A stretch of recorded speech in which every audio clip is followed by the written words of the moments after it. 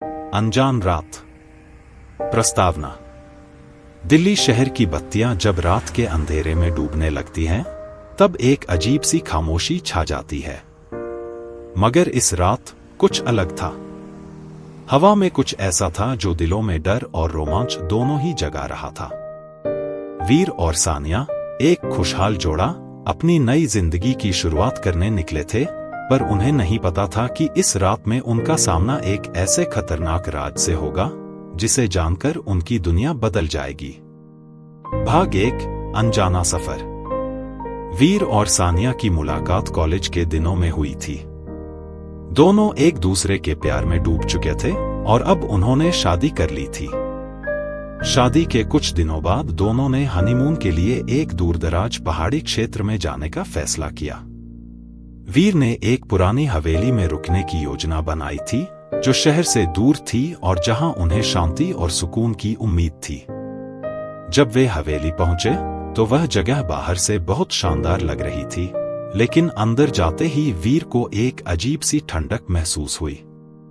सानिया ने भी महसूस किया कि हवेली में कुछ तो गलत था, मगर उसने इसे नजरअंदाज किया। वे दोनों अंदर जाकर आराम करने लगे। भाग 2, पहला सुराग।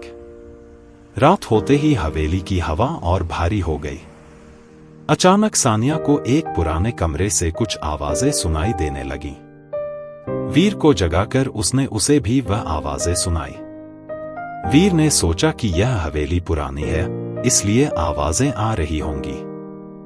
लेकिन सानिया की छठी इंद्रिय कुछ और ही कह रही थी। अगली सुबह सानिया ने हवेली की पुरानी किताबों और कागजों को खंगालना शुरू किया। उसे एक पुरानी डायरी मिली जिसमें लिखा था कि यह हवेली एक अमीर व्यापारी की थी, जिसकी पत्नी अचानक गायब हो गई थी और फिर व्यापारी ने खुदकुशी कर ली थी। वह डायरी यहीं खत्म नहीं होती। उसमें हवेली के अंदर छुपे खतरनाक राजों की बात की गई थी। भाग 3, दरवाजे के पीछे का रहस्य। वीर और सानिया ने यह जानने की ठानी कि आखिर वह राज क्या है। डायरी में हवेली के नीचे बने तहखाने का जिक्र था, जो सालों से बंद था।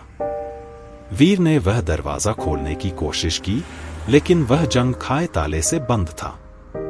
आखिरकार वीर ने किसी तरह ताले को तोड़ा और दरवाजा खुल गया। सीढ़ियां नीचे जाती थीं और एक अजीब बदबू सी हवा में तैर रही थी। वीर और सानिया ने अपनी हिम्मत जुटाई और नीचे जाने का फैसला किया। भाग 4, अंधेरा जो सब कुछ निगलता है। तहखाने के अंदर का दृश्य किसी हॉरर फिल्म से कम नहीं था। दीवारों पर पुराने खून के धब्बे और एक कोने में एक टूटा हुआ आईना पड़ा था। अचानक दरवाजा जोर से बंद हो गया। वीर और सानिया दोनों फंस चुके थे। वे दरवाजे को खोलने की कोशिश करने लगे, लेकिन वह किसी जादुई ताकत से बंद हो चुका था। वहीं उन्हें किसी के कदमों की आवाज सुनाई देने लगी। वीर ने अपनी टॉर्च निकाली और आगे बढ़ा। अचानक उनके सामने एक काले परछाई जैसी आकृति प्रकट हुई। उसकी आंखों में एक अजीब सी चमक थी और वह धीरे धीरे उनकी ओर बढ़ने लगी। भाग 5, मौत के करीब। वीर और सानिया ने भागने की कोशिश की, लेकिन उनके रास्ते में हर जगह वही आकृति सामने आ जाती। सानिया का दिल तेजी से धड़क रहा था और वीर को यह समझ नहीं आ रहा था कि वह आकृति असल में क्या थी। तभी उन्हें समझ आया कि वह आकृति उस व्यापारी की आत्मा है, जिसने अपने परिवार की मौत के बाद खुदकुशी की थी। वह आत्मा अपने बदले की आग में जल रही थी और अब वीर और सानिया को भी उसी में झोंकना चाहती थी। सानिया ने वीर से कहा कि हमें कुछ उपाय खोजना होगा, नहीं तो हम यहां से कभी बाहर नहीं जा पाएंगे। भाग 6, पुरानी किताब की कुंजी। सानिया को अचानक याद आया कि उसने डायरी में एक खास मंत्र पढ़ा था, जिससे आत्माओं को शांत किया जा सकता था। उन्होंने वह मंत्र दोहराने का फैसला किया। वीर ने सानिया की मदद से वह मंत्र पढ़ना शुरू किया। जैसे ही मंत्र खत्म हुआ, अचानक हवेली में सब कुछ शांत हो गया।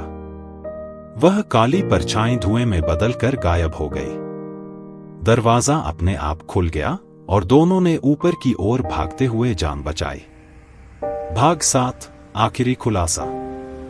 जब वीर और सानिया हवेली से बाहर निकले तो उनकी सांसें थमी हुई थी, लेकिन उन्हें यह समझ में आ गया था कि हवेली का राज सिर्फ एक आत्मा का नहीं था, बल्कि वह एक शापित स्थान था जहां जाने वाले कभी वापस नहीं लौटते थे।